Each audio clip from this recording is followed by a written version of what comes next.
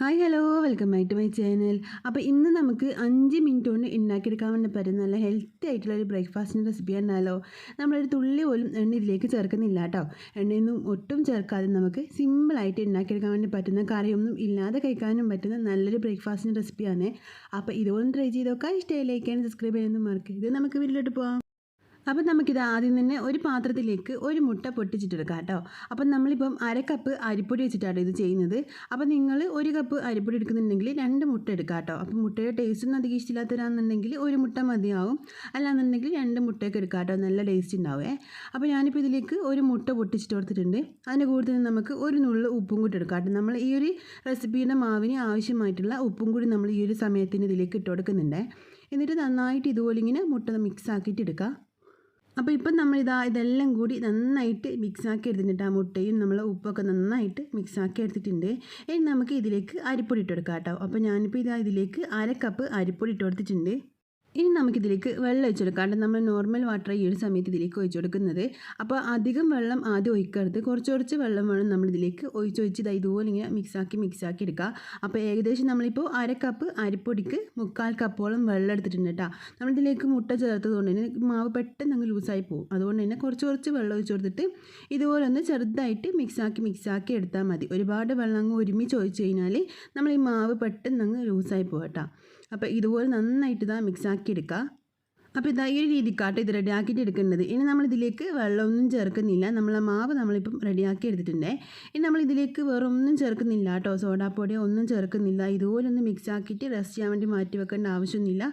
ഇപ്പം നമ്മൾ ഈ ഒരു റെസിപ്പിക്ക് ആവശ്യമായിട്ടുള്ള മാവ് റെഡി ആയിട്ടുണ്ട് കേട്ടോ. ഇനി ഇതൊരു സൈഡിലേക്ക് നമുക്ക് മാറ്റി വെക്കാം. അപ്പോൾ ഞാൻ ഇത് ഉണ്ടാക്കിയെടുക്കാൻ വേണ്ടിയിട്ട് ഒരു പാത്രം വെച്ചിട്ടുണ്ട്. അതിന് ഫുൾ ഫ്ലെയിമിൽ വെച്ചിട്ട് നന്നായിട്ട് ചൂടാക്കി എടുക്കാം കേട്ടോ. അതിനുശേഷം നമ്മളിതിലേക്ക് മാവ് ഒഴിച്ച് കൊടുക്കുന്നുണ്ട്. അപ്പം മാവ് ഒഴിച്ചിട്ട് നമ്മൾ അപ്പം തന്നെ ഇത് അടച്ച് വെക്കാൻ പാടില്ല. ഇതിൽ ചെറുതായിട്ടൊന്ന് ബബിൾസൊക്കെ വന്ന് തുടങ്ങിക്കഴിഞ്ഞാൽ മാത്രമേ നമ്മളിത് അടച്ച് വെക്കാൻ പാടുള്ളൂ കേട്ടോ. നമ്മളിത് അടച്ച് വെച്ചിട്ട് കുക്ക് ചെയ്തെടുക്കുകയും ചെയ്യാനും തിരിച്ചും മറിച്ചൊന്നും ഇട്ടെടുക്കുന്നില്ലേ.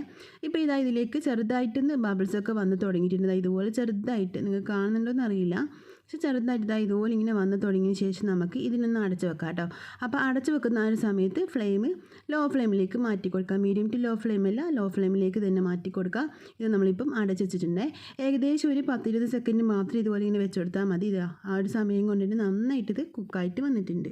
അപ്പോൾ ഇതിൻ്റെ ഈ സൈഡ് ഭാഗത്തൊക്കെ ഇതിങ്ങനെ ഇളകി കിട്ടും കേട്ടോ. നമ്മൾ ഈ നോൺ സ്റ്റിക്ക് പാത്രത്തിൽ ഇത് ഉണ്ടാക്കിയെടുക്കാൻ നല്ല എളുപ്പമാട്ടോ. പെട്ടെന്ന് തന്നെ അത് റെഡിയായിട്ട് കിട്ടുകയും ചെയ്യും.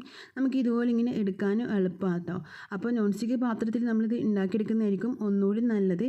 അല്ലാന്നുണ്ടെങ്കിൽ കുഴപ്പമൊന്നുമില്ല. നമ്മളിതിൽ മുട്ട ചേർത്തത് കൊണ്ട് തന്നെ ഇത് ഒട്ടിപ്പിടിക്കാനുള്ള ചാൻസ് നല്ല കുറവാട്ടോ. നമ്മളെ മാവിന് എന്തെങ്കിലും പ്രശ്നം പറ്റിയാൽ മാത്രമേ കുഴപ്പമുള്ളൂ. അല്ലാന്നുണ്ടെങ്കിൽ അത് പെട്ടെന്ന് തന്നെ നമുക്ക് ഉണ്ടാക്കിയെടുക്കാൻ വേണ്ടി പറ്റും. അപ്പോൾ ഒരു 1/2 കപ്പ് അരിപ്പൊടി വെച്ചിട്ട് നമുക്ക് ഒരു 4-5 ഉണ്ടാക്കിയെടുക്കാൻ വേണ്ടി പറ്റും കേട്ടോ. നമ്മളിത് ഒഴിക്കുന്ന ആ ഒരു സ്പൂണിൻ്റെ അളവനുസരിച്ചിട്ടാണ് കേട്ടോ. വലിയ സ്പൂണാണെന്നുണ്ടെങ്കിൽ 4 ഒക്കെ നമുക്ക് ഉണ്ടാക്കിയെടുക്കാൻ വേണ്ടി പറ്റും. ഇനി ചെറുതാണെങ്കിൽ 5-6 നമുക്കിത് ഉണ്ടാക്കിയെടുക്കാൻ വേണ്ടി പറ്റും കേട്ടോ. അപ്പോൾ ഇതുപോലെ നമ്മളിത് റെഡിയാക്കി എടുത്തിട്ടുണ്ട്. അപ്പം നമ്മൾ എടുത്തിട്ടുള്ള അരിപ്പൊടി എന്ന് വെച്ചിട്ടുണ്ടെങ്കിൽ നമ്മൾ സാധാരണ പത്തിരിപ്പൊടി ഉണ്ടല്ലോ, അതാട്ടോ എടുത്തിട്ടുള്ളത്. നമ്മൾ ഇടിയപ്പവും പത്തിരിയൊക്കെ ചുടുന്ന ആ ഒരു അരിപ്പൊടി ആട്ടോ എടുത്തിട്ടുള്ളത്. അപ്പോൾ നമ്മൾ അടിപൊളിയായിട്ടുള്ള റെസിപ്പി ഇവിടെ റെഡി ആയിട്ടുണ്ട് കേട്ടോ. ഇനി നമ്മളിത് കഴിക്കുന്ന രീതി എന്ന് വെച്ചാൽ നല്ല കട്ടിയുള്ള തേങ്ങാപ്പാൽ, പച്ച തേങ്ങ ആണെങ്കിൽ ഒന്നുകൂടി നല്ലതാട്ടോ. അപ്പോൾ നല്ല കട്ടിയിൽ തന്നെയുള്ള തേങ്ങാപ്പാൽ എടുക്കുക. ഒരുപാട് വെള്ളമൊന്നും ഒഴിക്കാതെ നമുക്കിത് ഇതുപോലത്തെ തേങ്ങാപ്പാൽ എടുത്തിട്ട് ഇതിൻ്റെ മുകളിലേക്ക് ഇങ്ങനെ ഒഴിച്ചു കൊടുക്കുക കേട്ടോ. ഇനി ഇതിലേക്ക് നിങ്ങൾക്ക് വേണമെന്നുണ്ടെങ്കിൽ പഞ്ചസാരയോ ശർക്കരയോ എല്ലാന്നുണ്ടെങ്കിൽ തേനോ ചേർത്തിട്ട് നമുക്കിത് കഴിക്കാം കേട്ടോ. അപ്പോൾ ഞാനിപ്പോൾ ഇതിലേക്ക് കുറച്ച് പഞ്ചസാര ആട്ടോ ഇട്ടെടുക്കുന്നത്. നിങ്ങൾക്ക് ഏതാ ഇഷ്ടം എന്നുള്ളത് അത് നിങ്ങൾക്ക് ഇട്ട് കൊടുക്കാം കേട്ടോ. അപ്പോൾ ഇനി നമ്മളിതിലേക്ക് തേങ്ങാപ്പാൽ പഞ്ചസാര ഒന്നും ഇടാതെ നമുക്ക് കറി കൂട്ടി കഴിക്കണമെന്നുണ്ടെങ്കിലും അങ്ങനെ കഴിക്കാം കേട്ടോ. എന്തായാലും ഇത് അടിപൊളിയായിട്ട് നമുക്ക് സിമ്പിളായിട്ട് ഒരു 5 മിനിറ്റ് കൊണ്ട് റെഡിയാക്കി എടുക്കാൻ പറ്റുന്ന നല്ലൊരു ബ്രേക്ക്ഫാസ്റ്റിൻ്റെ റെസിപ്പി ആട്ടോ. അപ്പോൾ ഇതുപോലെ നിങ്ങൾ ഇതുവരെ ട്രൈ ചെയ്തിട്ടില്ലെങ്കിൽ ഉറപ്പായി ട്രൈ ചെയ്ത് നോക്കുക. നമുക്ക് അരിപ്പൊടി മാത്രം അതിൽ ഇത് ഉണ്ടാക്കിയെടുക്കാൻ വേണ്ടിയിട്ട്. അപ്പോൾ ട്രൈ ചെയ്ത് നോക്കിയിട്ട് ഇഷ്ടമായി ലൈക്ക് ചെയ്യാനും സബ്സ്ക്രൈബ് ചെയ്യാനും ഷെയർ ചെയ്യാനും കമൻറ്റ് ചെയ്യാനും ഒന്നും മറക്കില്ല. അപ്പോൾ നമുക്ക് പിന്നെ കാണാം. Bye, thank U.